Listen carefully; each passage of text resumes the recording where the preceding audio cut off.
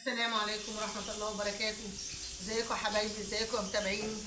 انا بقالي كام يوم ما نزلتش حاجة، ولا نزلت ولا طلعت، فنزلت النهارده بقى السوق عشان ايه؟ اهبركم بالايه؟ بالتسعيرة بتاعت الخضار وبتاعت الفاكهة وبتاعت كله. بص يا حبايبي بقى، اللي عنده ثانوي عام ان شاء الله هيفرح بيه ويدخل احسن جامعة. اللي عنده حد في الاعداديه زي كده ابن بنتي ان شاء الله هيكرمه ويدخل ان شاء الله ثانويه عامه ان شاء الله. يا رب كده ان شاء الله يفرح كل بيت مصري وفي البلاد العربيه ان شاء الله بالنجاح والتوفيق. بص يا حبايبي بقى، وان شاء الله يدخل لنا الفرح لينا ان شاء الله وليكوا يا رب، ويشفي بنتي ويشفي كل مريض وينجح كل طالب وكل طالبه في الدول العربيه ومصر وكل حته. وان شاء الله ربنا ينصر فلسطين عن مين يعاديها، وحسبنا الله ونعم الوكيل عليهم في كل ان شاء الله اللي اذاهم وكل اللي بيأذيهم والاطفال اللي بتموت والاطفال المحروقه واللي كل ده ان شاء الله ربنا ينصرهم نصرا ان شاء الله عزيزا، ويرحم امواتهم وامواتنا المسلمين جميعا، ويقف جنبيهم ربنا ان شاء الله ان شاء الله هم والسودان ان شاء الله، ويرفع عنهم يا رب البلاء ده، يا رب يرفع البلاء عنهم يا رب. فلسطين يا رب، اهل فلسطين واهل اي بلد فيها اي حروب او اي حاجه وحشه ربنا يبعدها عنهم يا رب، ونجح لنا اولادنا وولادكم ان شاء الله. نزلت بقى النهارده يا حبايبي، جبت ايه؟ صلى على النبي عليه الصلاه والسلام. بصوا العنب الجميل ده يا حبايبي، بصوا عسل عسل عسل، طعمه جميل جميل، بس طبعا انا مش هقدر ايه اكل منه الا لما لازم يتغسل. بس انا دقت واحده بصراحه عند راجل مسحتها كده ودقت بس الايه العسل اللي نازل منها ورميتها.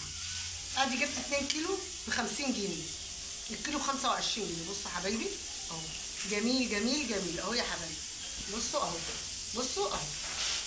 جبت 2 كيلو مشمش ب 20، رحت جايبه ايه 2 كيلو برضه. المشمش ده لو احنا مش هناكله، طبعا احنا بنشتري لفه قمر الدين في رمضان بكام يا حبايبي؟ بنشتريها ب 150 و 200 جنيه، ووصلت لحاجات اكتر من كده في رمضان. احنا نعمل ايه بقى ان شاء الله؟ تجيبي دوت وتعيني تغسليه غسله حلوه وتعيني النقع يا حبايبي، وانا لو عملته هوريه لكم وانا بعمله ان شاء الله قمر الدين ان شاء الله. انا عملته من قيمه كذا يوم بس بصراحه ما صورتهوش، فانا ممكن اوري لكم كيس منه دلوقتي انا عملته ازاي، وهقول لكم انا عملته ازاي. غسلته كويس، غسلته كويس يا حبايبي، وبعد كده عينتي النقع ده وحطيته، ما حطيتش فيه ميه، حطيت 5 على 2 كيلو 5 معالق سكر، وسبته لما استوى قوي قوي قوي قوي، وضربته في الخلاط وما بقاش فيه قشره ولا اي حاجه. ده ان شاء الله في رمضان تعملوا بقى ايه؟ عايزين تعملوا بيه قمر الدين مهلبيه تعملوا، عايزين تاخدوا كيس اللي انا عاملاها اوريه لكم دلوقتي كل قطعه وقطعه كده فيه تحطوها في الخشاف ماشي، وقمر الدين طبيعي 100%. هو ده المشمش، حتى احنا لما بنجيب قمر الدين بنجيب المشمش، صح ولا ايه؟ هو ده المشمش اللي هو ده. بصوا اهو عملته، بص ازاي يعني. ممكن اطلع دي اعمل بيها مهلبيه، ممكن اعمل دي اخد حته منها احطها في الخشاف زي ما بنعمل كده في البلح وده القمر الدين، ده القمر الدين اللي على حق ربنا، هو ده وطبيعي وبيتك وعاملاه. بس لما تيجي تسويه يا حبيبتي هو بينزل ميته، ما تحطيش ميه، حطي كم معلقه سكر، عايزه تعسلي حابه تزودي السكر فيه وانت بتسويه ماشي. انا بعمله كده ايه يعني ناقص سكر، ليه بقى؟ عشان مع الخشاف مع الحاجات دي، عشان الحاجه برده ايه ما تبقاش معسله قوي، ولو عوزتي سكر هزود، ايه المشكله؟ فهو بص عاملاه ازاي، انا عامله كيس صغير عشان لما عاوزه اطلع كده. هو ده المشمش اللي انا عملته يا حبايبي.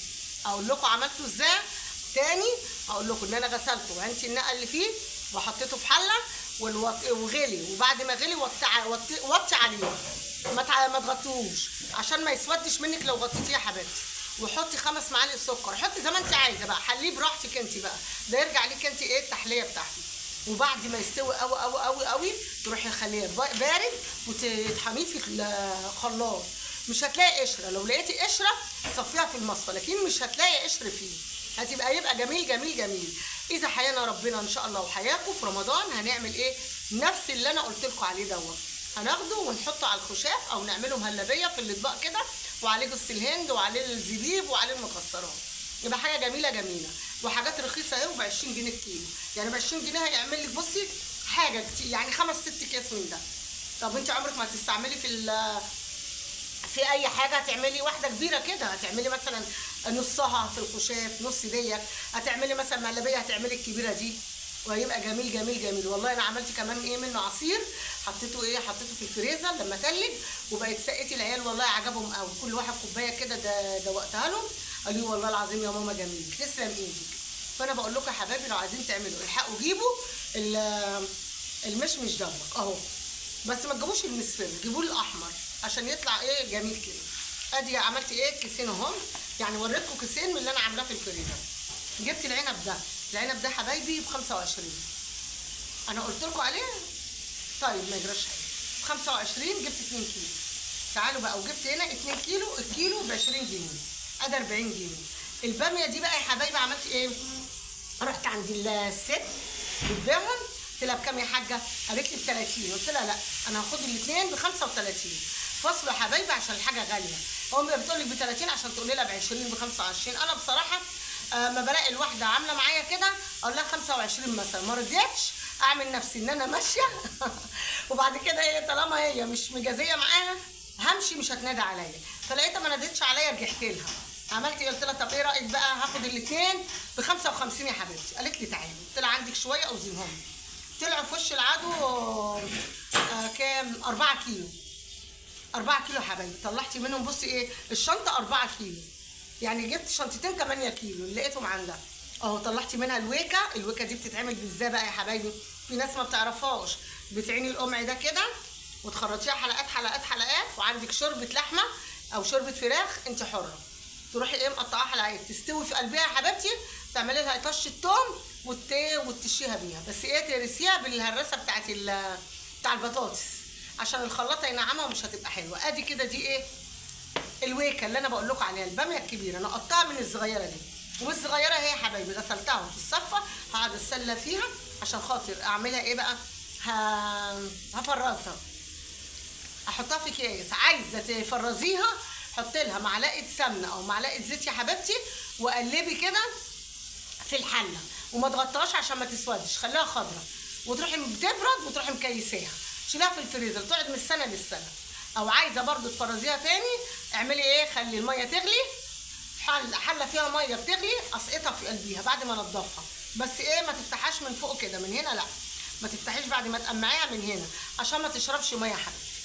تروحي انت منضفاها، بعد ما تنضفيها الميه تغلي تسقطيها فيها غلوه واحده بس، تروحي مطلعه من الميه السخنه على الميه ام تلج، تروحي مصفياها بالشيال بتاع البطاطس وتحطيها في مصفى، لما تنشف قوي قوي قوي قوي برده كيسيها وحطيها في الفريزر بتاعك. بس انا دي هعمل ايه بقى، بشوحها، هوريها لكم برده معلقه سمنه او شويه زيت وخلاص، وخلصنا على كده. لقيت البطاطس بقى الزبونته دي يا حبايبي شايفين جميله جميله اهي، بصوا اهي دي زبونته دي ام نقطه حمراء بقى اللي طالعه دي ما تشالش، ايه لازم تجيبيها وتعمليها، لو قعدت بتضطر وبتشرب زيت، اما انا دي ما بتشربش زيت وحلوه ما بتدوس اهي. رحت جايبه ايه، جبت 12 كيلو اهو يا حبايبي، بصوا عشان انا ايه طبعا ما بنزلش كتير، فبحب اجيب ايه الحاجه ايه تكفي البيت وكده اهو. بصوا يا حبايبي زبونته جميله اهي. قال لي ب 20، قلت له لا اخدها ب 17 ونص، خدتهم ب 17 ونص الكيلو، رحت جايبه ال 12 كيلو. بصوا يا حبايبي والليمون ده بيبيعوا ب 30، قلت له لا ب 25، جبت كيلو. انا بحبه ايه، بحب الحاجه عندنا كده ايه يعني في التلاجة، يبقى الخير في بيتك كده، ربنا ما يقطع الخير عنك وعننا يا رب وعنكم كلكم وعن أمة محمد. أحب أجيب حاجتي في تلاجتي، فاكهتي ولاد بنتي ولادي كده ياكلوا، ويبقى حاجتي عندي، مش قادرة أنزل أسحب كيس بامية أعمله. أدي الليمون أهو يا حبايبي برضو أهو أهو، جبت كيلو بالعشرين. والخيار ده يا حبايب قلبي بصوا، اوعوا تقولوا لي كبير، هو كبير بس لا حلو بلدي جميل اهو، بصوا اهو معسل جميل وطري اهو. الكيلو ونص جايباه بكام؟